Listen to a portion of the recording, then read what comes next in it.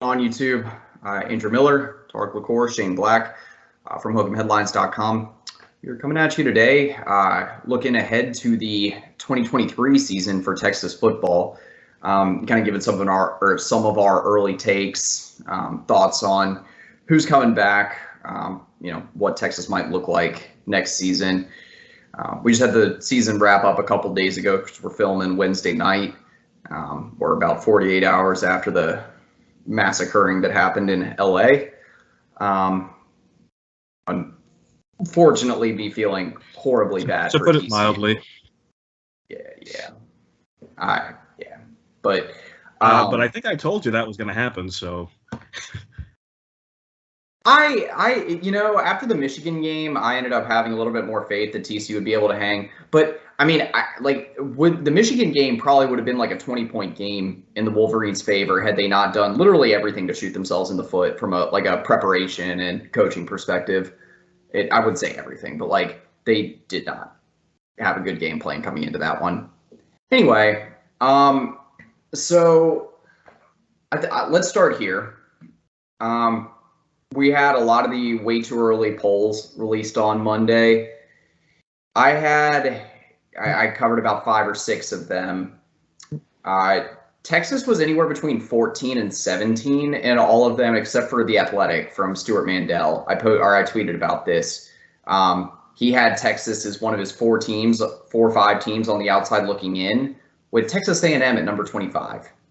I believe he was the only one that also had Texas A&M in his way too early poll among the major outlets that I was looking at. Where do y'all feel like from a way too early ranking perspective, or do y'all just discount that entirely? Shane, is it okay if I go first? Yeah. I personally don't think there needs to be any preseason or any type of polls until the college football playoff poll comes out. That's the only poll I care about, because you just don't know until they start playing, and then it kind of sorts itself out. So I just tend to ignore those polls. They don't mean anything.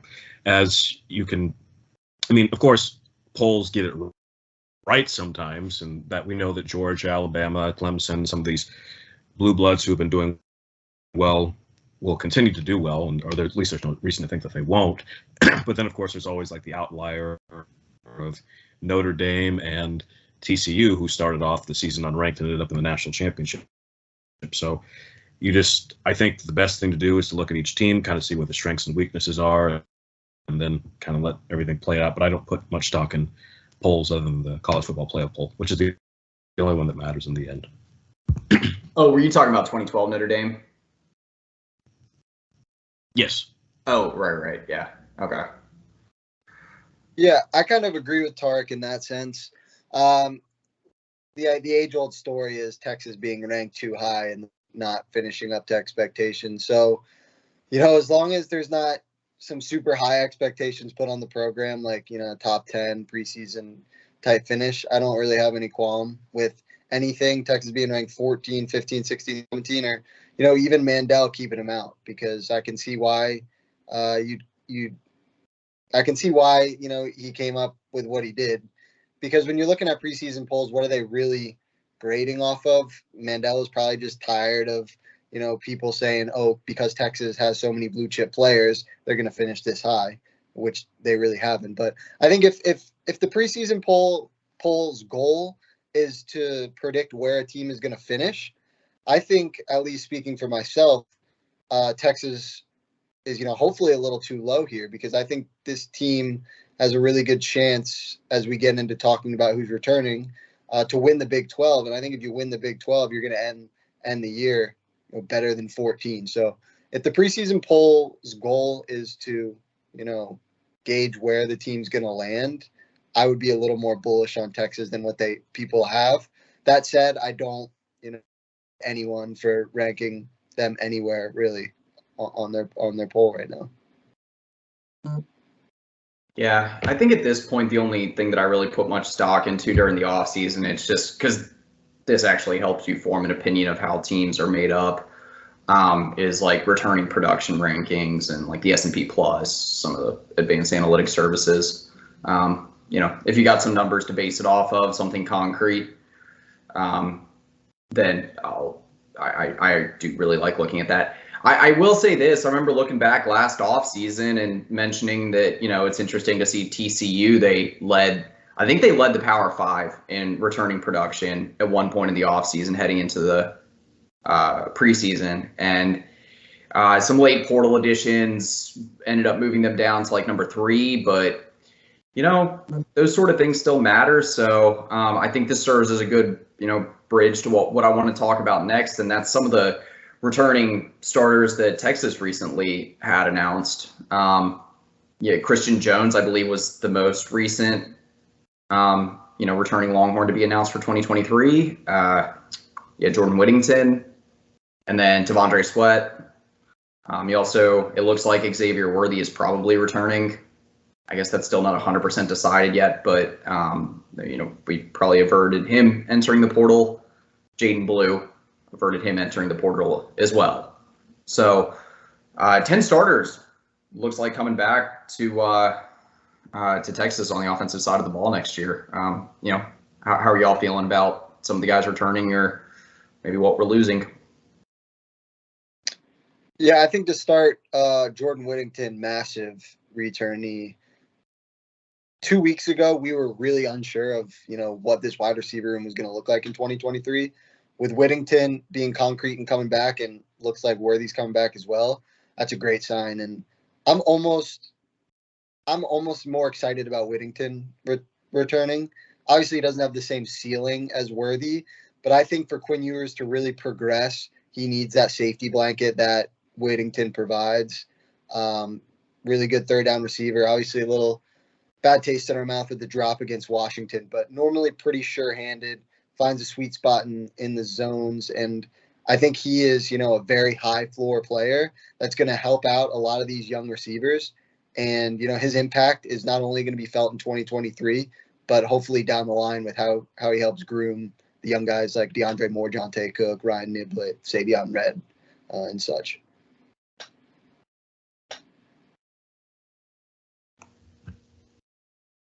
Dark, you got anything on the returning players? Yeah, it's crazy to think that Texas will return 10 out of 11 starters on offense next year.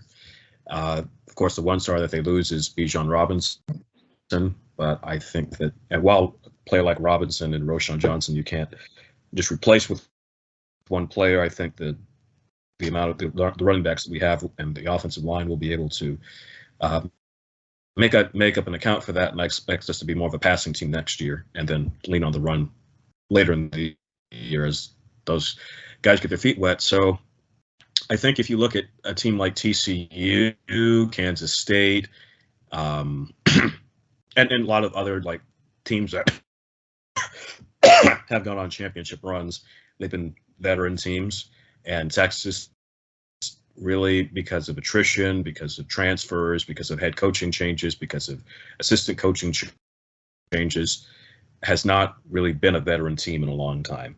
And so this, with what they have now, this is laying the foundation is laid for at least a Big 12 championship run with what's coming back. So that's going to be the standard for Texas, and that's always the standard for Texas.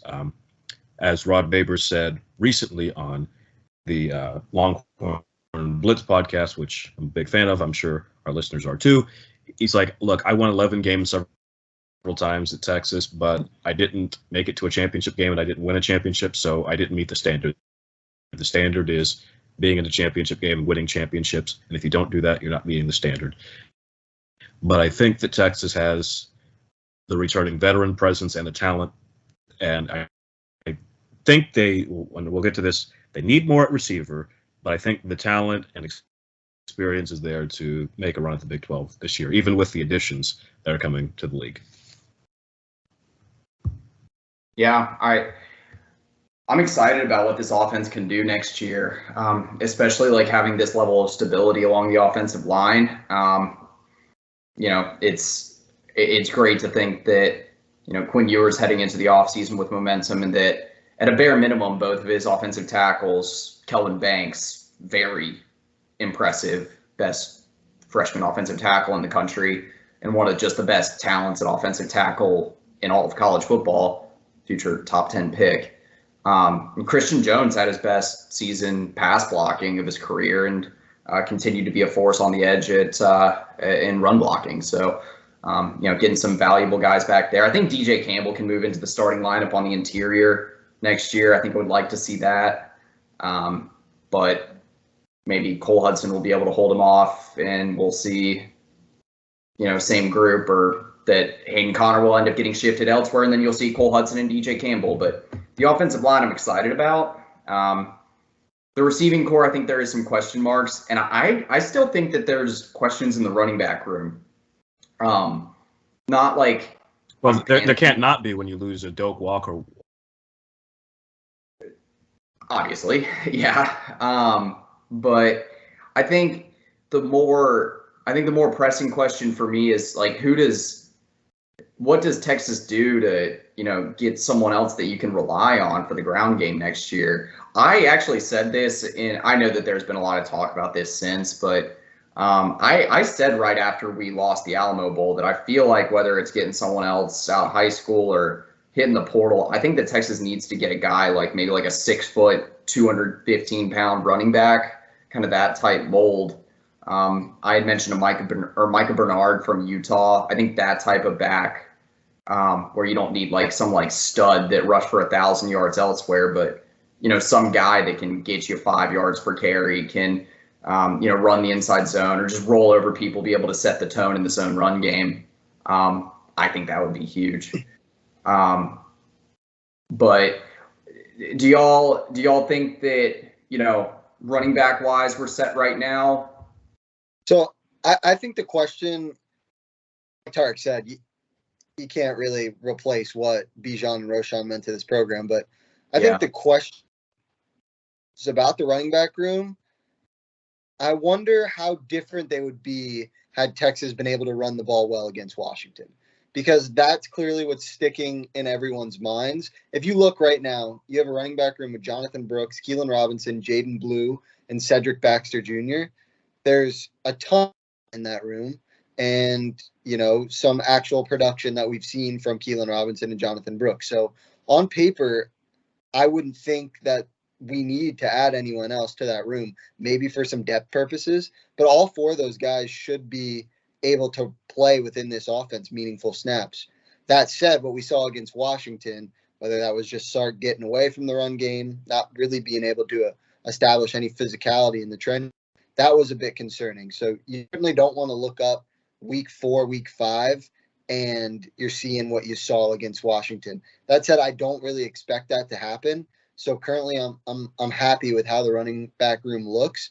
And I'd honestly assume between Baxter, Brooks, and Blue, I know Jaden Blue just reaffirmed he's coming back, but I would not expect all three of them to be on the team in 2024. I think, that people are going to step up, and so there's not going to be enough cookies in the cookie jar. So I'm pretty, I like what we have in the running back room, and I just think it's a little bit of an overreaction to the Washington game to think that we need to get another key in that room. If I can throw a little conjecture here. First of all, I agree with what Shane's talking about, but there's one part of this that he didn't mention I think is important. Too many times people think that the bowl game really tells you a lot, and it really doesn't. So a great example of this would be in 2018 when Texas beat Georgia, and then everyone was sure Texas was going to be on the trajectory of being in the national title game, winning the Big 12 and all that. And, year after year, these things happen, and they're just not great indicators of what's to come. So in the case of Brooks and all of those guys, to really get to get off the ground, you need to be making sure you're getting the starting reps and understanding all these different things, which you're not getting when you're basically on the scout team all year. So I wouldn't look at that and think, okay, we really need help or things like that. Now, let's see, I think Texas has 5 running backs on the roster right now. Is that right? 5 scholarship running backs if you include 5 5 scholarship guys. Okay. Freshman so that's about where you want. I mean, you could, I guess it wouldn't hurt to get another guy if he's a quality player, but I'm not too worried about the running backs either. I think that Brooks is a quality player. I think Blue is going to do well. I'm very, very excited about Cedric Baxter in this offense, and I think Trey Wisner is being slept on. So I wouldn't worry too much about that. My worry with the offense is wide receiver. I think that Whittington is a 3. I don't think he's a 1. So Texas needs to find a guy who can be a 1 or a 2 and kind of allow Worthy to kind of move around and not just be the deep threat all the time. That's kind of where I'm at. That's my main concern with the offense right now. Yeah, I'm gonna stand on my point here because I do hear y'all. I'm not disagreeing with the fact that like the Texas has a ton of depth in the running back room. I guess I will finish on this by saying that like I'm more going off the fact that like I don't think that Sark trusted Jaden Blue and Jonathan Brooks a whole lot throughout the entire season. I get that they were like 4th, 5th string, but that's kind of my point. Is like it's more of like in Sark's head, because I think we know enough at this point to know that like Sark's not great at making in-game adjustments. His tendencies heading into the game or heading into a season even it will determine a lot of how he's going to handle each individual week. And if he's got guys in the running back room or even the wide receiver room where he can depend on those guys and he knows they can make those plays, those guys are going to end up with the ball in their hands a ton. So I just don't want to end up in a situation where, like, you know, we got a talented guy in Jonathan Brooks, talented guy in Jaden Blue. They're not getting a lot of carries, and we're seeing Keelan Robinson and Cedric Baxter touching the ball 40 times a game next season. That's the situation that I would want to try to avoid in this kind of hypothetical discussion. As far as wide receiver goes, Texas, it sounds like, is probably going to end up getting 1 pickup in the portal this month, but I'm looking at guys in the portal right now, and Tarik, to your point, I don't see a number 1 or a number 2 in the portal, which is a little bit concerning to me. I wanted Texas to be a little bit more aggressive, knowing that they were going to need 2 wideouts. I wanted them to be a little bit more aggressive getting the first guy in December. And I don't really know who's out there right now. Do y'all have any kind of ideas on where you would want to see Texas going at this point at wideout? I'm going to just say I'm assuming some more guys will enter who haven't yet, and Texas is kind of waiting for someone. The reason being because, as you've noticed with the portal, a lot of those guys that they get in and they're basically already on another team before we've even processed that they've gone in. So these things are kind of done back channels and all that. But you're right, I don't see that number 1 guy there right now, but I do think there can be some more guys who will enter, so just hang tight. And if not, if you don't find that guy, then you have to hope that DeAndre Moore or Jonte Cook is that guy. And that has happened with freshmen before. You don't want to count on that, but it can happen. Yeah, I mean, Worthy was great as a true freshman, better than as a sophomore, so maybe Jonte Cook. I mean, why? If you look at, the top ranked in 24/7, the top ranked transfer receivers, it's like 19 of the top 20 have already committed, and the one who hasn't, Dante Cephas, has been crystal ball to Penn State for like a month at this point.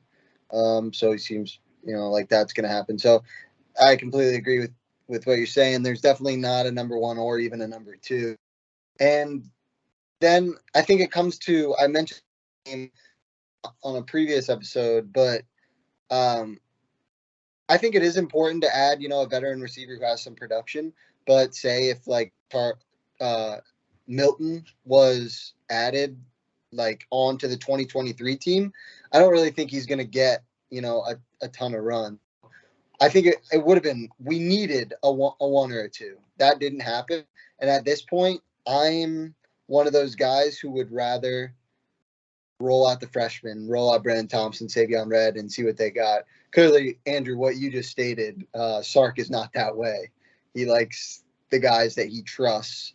And it's hard to have a lot of trust in super young players, but I kind of like, if everything goes to plan, a Worthy, Nair, Whittington starting group, and then you have 5 really talented underclassmen behind.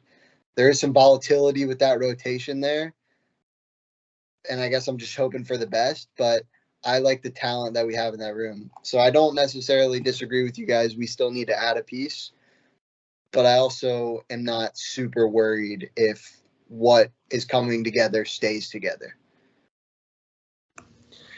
Yeah, I would say, assuming that part of the reason why I want us to go get someone too is that Isaiah Nayor, obviously, it's no given that he's going to come back and be 100% from the very outset, or that he ever, I mean, it's an ACL. Who knows? But okay, we've pontificated on that subject enough. As a whole, I'm pretty optimistic on the direction of the offense. I think there's a few pieces that could be added, but without a doubt, there's a lot of good pieces returning and a lot of good pieces coming into the fold from the 2023 class. And here's to praying to God that this whole thing is a moot point and Texas pulls off some miracle with Deuce Robinson. I don't think that's going to happen, but I can. So, no, but that's a good point because I think what Georgia showed you is that if you don't have that true number 1 receiver, you can make your tight end that guy. And I think Jatavian Sanders can be that guy. Now, I'm not saying he can be as good as Bowers or Washington or anything like that, but he certainly can be a force over the middle. Yeah, without a doubt. Guy's always open. Yeah, and hopefully we see someone else step up in the tight end room too. Like maybe a Juan Davis, Gunnar Helm becomes a more adept receiver, maybe like a 200 or 300 yard guy. At least give another option there. Okay, so the defensive side of the ball. We have fewer returning starters, but looking at the defense is really exciting right now after some of the recent portal additions. A lot of the losses I feel on defense are addition by subtraction. You thinking like the secondary? I'm thinking of Ovia Gofu, who when he said he was leaving, I was like, I didn't even know he had eligibility left. And then Deshaun Jameson was just way too inconsistent. And I don't think he really fits PK's defense where they like to play a lot of press, ideally. So that was, the most impressive DBs outside of Watts, I thought, were Gilbo and Brooks, and they're true freshmen. So the best guys were the young guys. So I'm excited about that. And Jalen Catalon, I'm definitely excited about him. He can stay healthy. Man, we're going to be talking about that all offseason. I'm excited for I think one of the most interesting position battles this offseason is going to be field corner. At this point, you got Gavin Holmes, Terrence Brooks, and Malik Muhammad that are all going to be duking it out for reps there. Cornerback, we're probably going 4 or 5 deep in terms of guys that I would feel like I could trust getting reps in game, depending on how like Austin Jordan comes along during the offseason. I'm pretty excited about what's going to be happening in the secondary because like let's look at like what the secondary is going to look like at this point. Do y'all think Brooks is going to be the starter at field corner? I think especially with his. We talked about it. What do you take from bowl games? But when it comes to the quarterback position, that's Mano Iman and Brooks showed out. So. Brooks played well in other games too, though. Yeah, he did. I think it's going to be a battle all the way through fall camp, but I think he right now has he's like a pedestal above maybe like a Gavin Holmes or Austin Jordan. Malik. Yeah, that's another thing. It'll be interesting to read reports and see throughout spring practice how he competes. But I think realistically, he could find himself in that position. he needs to put on about 10 more pounds in spring and summer. He's coming in around 175, I think. So need to see him bulk up a little bit. But no, I mean it's going to be real interesting. So yeah, let's say it's Terrence Brooks playing the field, Ryan Watts playing the boundary, just like it was in the bowl game, and then you got Jahdae Barron coming back in nickel, boundary safety. I would probably pencil in Jalen Catalon, at least for the opener, and just pray from there that he stays healthy. Obviously you got Jaron Thompson coming back at field safety. That group of 5 could be the best in the Big 12 next year. I would need to take a look at other teams returning production, but better than Baylor, better than TCU, better than OU, better than Oklahoma State. Texas Tech, maybe. I think they have some good pieces coming back on defense, but for Texas, it's a real solid group on the back end. My question is going to mostly be at linebacker, and obviously at edge, you're going to have question marks there. What are y'all expecting from the front 7 next season? I'm expecting.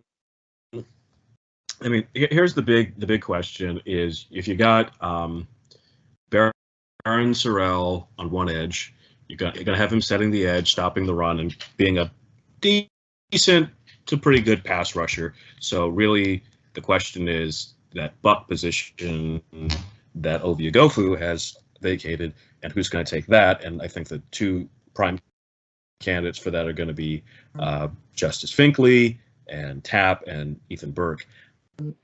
I think that hopefully at some point I'd like to see Finkley on one side and Burke on the other, because I think they're that good, or Tapp, whoever kind of works out there.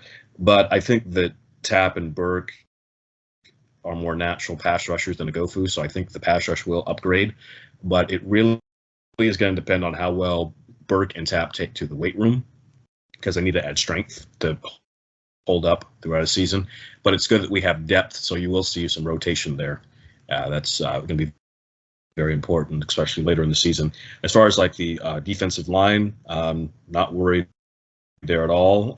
We will miss Ojimo, and you obviously will miss Coburn, but I think having Byron Murphy, Alfred Collins, Devondre Sweat, and others are going to, I think that's, and I could see Finkley getting some snaps there too. I think that will work out pretty well. So not too worried about that. I think we could see some Sadir Mitchell too. Right, but we just haven't seen him at all. So I'm gotta see what he does in practice. He's scary. Big guy can move. Yeah. Well, my thought on Sadir Mitchell is simple. If Kirby Smart was chasing you to the whistle, you're doing something right. That's definitely a fair stance to take, especially on the defensive side of the ball. But I think once again, the interior D-line is going to be strong. Devondre Sweat returning, pretty big deal. And I could see Alfred Collins kind of having a breakout season. He's such a highly rated player coming out of high school, and he's had his ups and downs. And hopefully now that he's either in a starting role or near close to it, he steps up. But I agree with Tarik that it's going to be on the edge, whoever's opposite of Sorrell. I think Ethan Burke, this is just clear from my naked eye, but it seems like I think he's going to be one of those players when the fall depth charts come out, or the fall roster comes out, and they list height and weight. He's going to be someone who's up like 15 or 20 pounds. Tarik, you mentioned that he needs to add some strength in the weight room. Just from the naked eye, it seems, though, him standing on the sidelines, that he looks a lot more bulky than he was even, a year ago. So I think he's one of those guys where oh my God, he weighs this much now, which would be a good sign to seeing him on the field a lot in 2023. But yeah, I think the huge question is going to be who's opposite of Sorrell. And when you look at linebacker, if Jalen Ford returns, how do him and Anthony Hill pair? Do we get anything out of David Benda? I'm a fan of Jett Bush, but limit his snaps if you could. Benda's the guy I would move to running back if you really needed a body. He already did in 2019. God, that's been a while. No. For like 3 weeks. I really don't think Benda's. I think Anthony Hill's going to start at will, and I think Lufau and those other guys are going to pass those guys on the depth chart. So it wouldn't be a bad move. Unless I think Benda will have to have a really, really good spring. Because there's just things that Anthony Hill can do that no one else can do. And don't forget, in the summer, the guy that I think might be the best linebacker in the class is going to come in Samaje Burrell, because that guy is a freak. And so there's going to be a lot of competition at linebacker. And so Benda, if you want to be on the field, you got to make your move, and you got to make it big. I have a solution for us at inside linebacker. Juwan Mitchell just entered the portal. So I don't know. The Eyes of Texas is still the school song. Yeah. Yeah, man. So many. I think I don't know 100% actually if he transferred. I might have been looking at last year's portal class. Maybe I'm wrong on this, but I think I saw Ayodele Adeoye in the portal too. He spent a season in Sacramento State. Anyway, I think at linebacker, I know that we're not really talking about it anymore. I think it's still possible that they get a guy at linebacker, kind of like a late spring addition, if guys aren't coming along, similar to what we saw last offseason with DeMonte Tucker-Dorsey. For the time being, though, I mean, we just have a ton of depth at linebacker. Tark, you mentioned him. Samaje Burrell, I think he's still in line to compete for a spot on the 2 deep right away. Anthony Hill, probably a favorite to earn a starting spot when Texas line up with 3 linebackers. Even if not, he might be one of the top 2. Edge, I'm excited to see Barron Sorrell probably take another step forward. I think a lot of people recognize the improvement he had this past season, but that was huge. To get someone that could seal the edge, especially in run defense, and someone that could finally get some semblance of a pass rush off the edge was big. I like our situation at linebacker. Edge will be a work in progress outside of Sorrell, and interior defensive line will be, I think, really good again.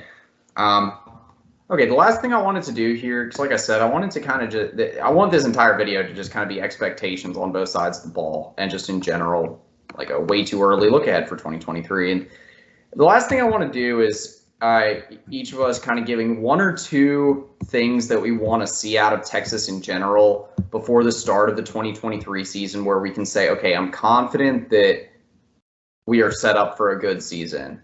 And then 1 bold prediction that y'all have for, or just 1 expectation that you have for the 2023 season.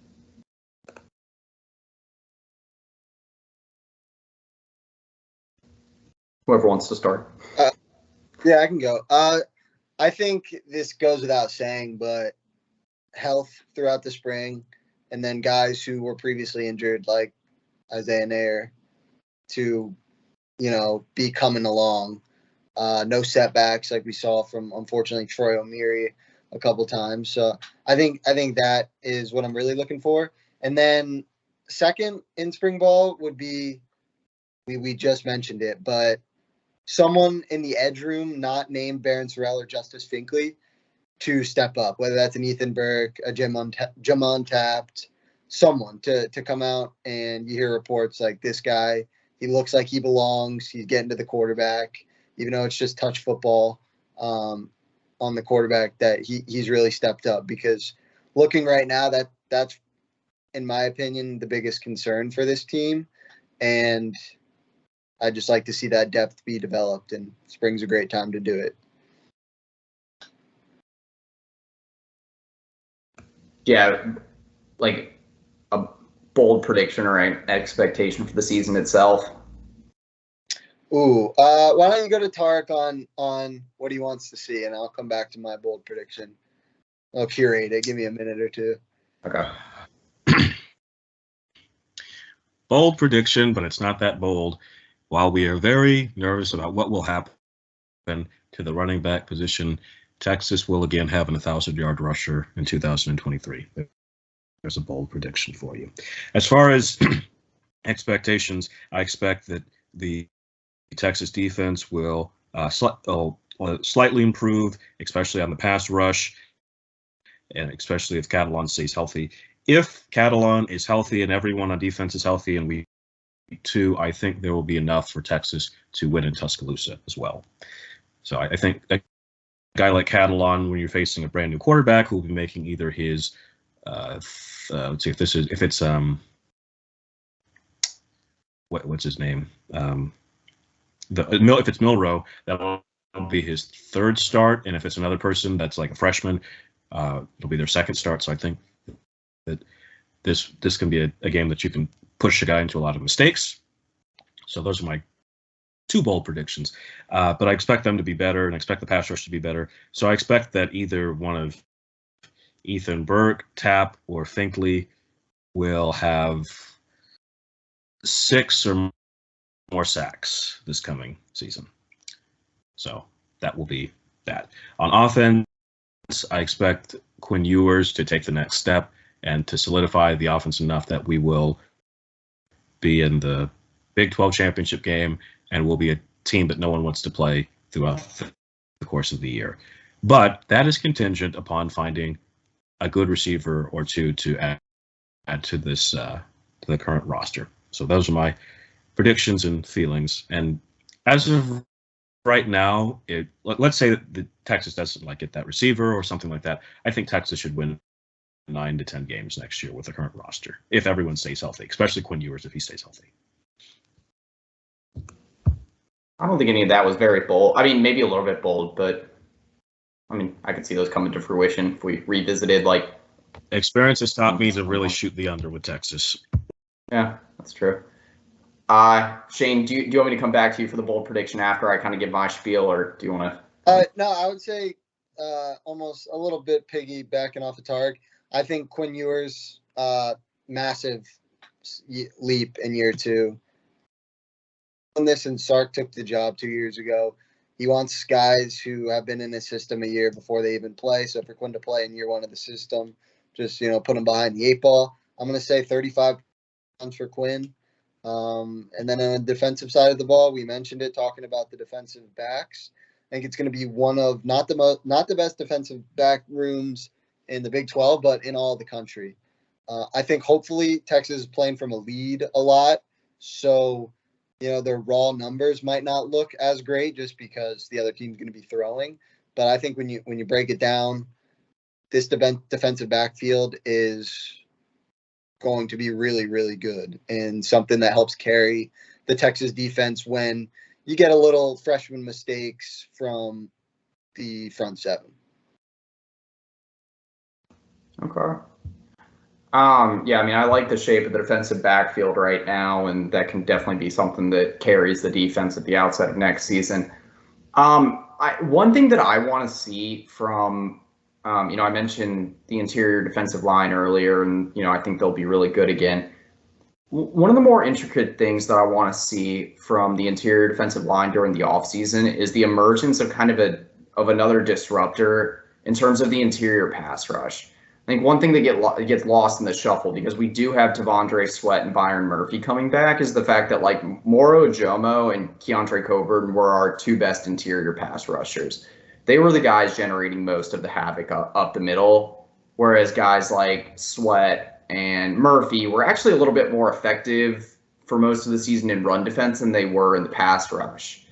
I mean, Murphy was the 3rd highest graded pass rusher among interior defensive linemen. So maybe he's a guy that could step up. Maybe Collins is able to get a little bit more push up the middle, or maybe it's a guy like Dre Bledsoe or Sadir Mitchell. But I would like to see one of these guys step up and kind of become that next good interior pass rusher. Not just good, but one of the best in the Big 12, because we had a lot of those in 2022. The second thing, and I'm just going to go off a lot of what y'all said, I would like to see, I'm not going to narrow it down to just wide receiver, but I would like to see one other playmaker added to this roster, one guy that I can confidently say at the end of the season will have at least 500 yards from scrimmage, while at least grading out among like the top 20th percentile of skill guys in the Big 12. To kind of have that X factor, that sort of impact added on the offense would be huge. My expectation for next season is double-digit wins. However that comes about. My bold prediction, and this is partly because I've been waiting for the Big 12 schedule forever now, is I think that they're going to put the regular season finale for Texas, maybe they shift it. Regular season finale, or at least the final home game or final away game of the regular season will be Sark against his alma mater in the land of the Mormons. Not enjoy playing in Provo, to say the least. So Well, we're going to, so I'd get over it. Yeah, no, I mean, I think that the Big 12 is going to do a lot to try and like make it difficult for Texas to see out the rest of their time in the Big 12. I think actually more so than OU. But I think that that's going to be involved with like a mix of, they still want to get all the money they can out of Texas before leaving the Big 12. The late season game in Provo is a good way to do that. Yeah, that's one that I would like right now. If I see a game in Provo on November 14th, I'm chalking that one up as a loss. Well, 100%, I'm giving that a loss on the schedule. I think Texas could win the game, but that's the one where doing my predictions, I'd say loss. Yeah, that's fair. I'm going to be interested to see if we get a few more of these like bigger SEC program transfers here in the next few days. Hopefully that's the case. Anyway, for Andrew Miller, Tarik LaCour, Shane Black from Hook'emHeadlines.com, that's pretty much it for our way too early look ahead for 2023. Welcome.